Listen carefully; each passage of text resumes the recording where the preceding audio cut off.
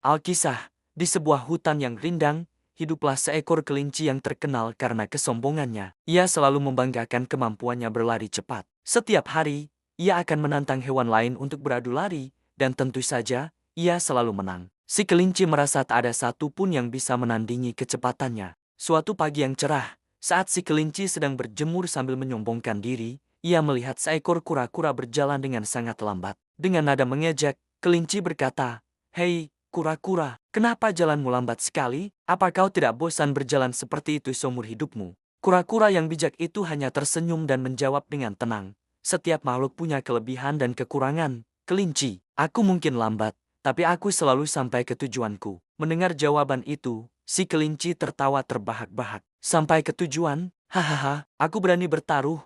Bahkan untuk jarak pendek pun kau tak akan bisa mengalahkanku. Merasa tertantang, kura-kura pun membalas, "Kalau begitu, mari kita buktikan. Aku tantang kau adu lari sampai ke ujung bukit sana." Kelinci semakin terpingkal-pingkal. "Kau menantangku? Baiklah, tantangan diterima. Ini akan jadi perlombaan paling mudah dalam hidupku." Kabar tentang perlombaan unik ini pun menyebar ke seluruh hutan. Semua hewan berkumpul untuk menyaksikannya. Saat perlombaan dimulai, seperti yang sudah diduga, kelinci langsung melesat secepat kilat, meninggalkan kura-kura jauh di belakang. Debu-debu beterbangan mengiringi langkah cepatnya. Dalam sekejap, kelinci sudah tak terlihat lagi oleh kura-kura yang terus berjalan dengan langkahnya yang pelan namun pasti. Di tengah perjalanan, kelinci menoleh ke belakang. Ia tak melihat kura-kura sama sekali. "Hah, dia pasti masih jauh di belakang sana," gumamnya. Merasa lawannya terlalu lambat, ia memutuskan untuk beristirahat sejenak di bawah pohon rindang. "Aku tidur sebentar saja. Saat aku bangun nanti,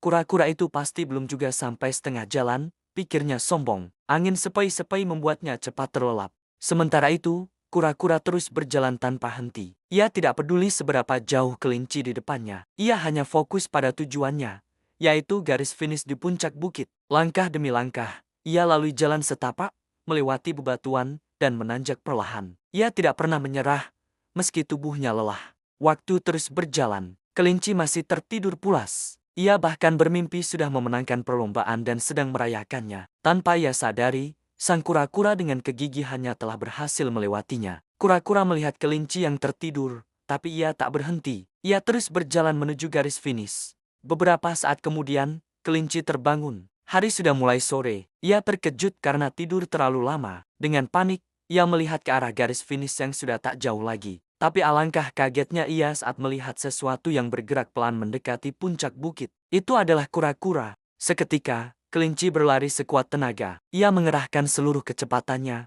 berlari lebih cepat dari sebelumnya. Namun, semua sudah terlambat. Tepat saat kelinci hanya berjarak beberapa langkah lagi, kura-kura telah berhasil menyentuh garis finish. Para hewan lain bersorak gembira menyambut kemenangan kura-kura. Kelinci hanya bisa terduduk lemas, tak percaya dengan apa yang baru saja terjadi. Ia, si pelari tercepat di hutan, telah dikalahkan oleh seekor kura-kura yang lambat. Kura-kura yang baik hati itu menghampiri kelinci dan berkata, "Bukan kecepatan yang selalu menentukan kemenangan, teman, tapi kegigihan dan ketekunan untuk tidak pernah menyerah." Sejak hari itu, kelinci belajar sebuah pelajaran berharga. Ia tidak lagi sombong dan mulai menghargai setiap hewan, tak peduli seberapa cepat atau lambat mereka. Ia sadar bahwa kesombongan dan meremehkan orang lain hanya akan membawa pada kekalahan. Dan kisah mereka menjadi pengingat bagi seluruh penghuni hutan, bahwa yang lambat namun konsisten bisa mengalahkan yang cepat namun lalai. Terima kasih sudah menonton kisah ini. Jangan lupa untuk subscribe dan bagikan cerita ini agar kita semua bisa terus belajar dari setiap kisah. Sampai jumpa di video berikutnya.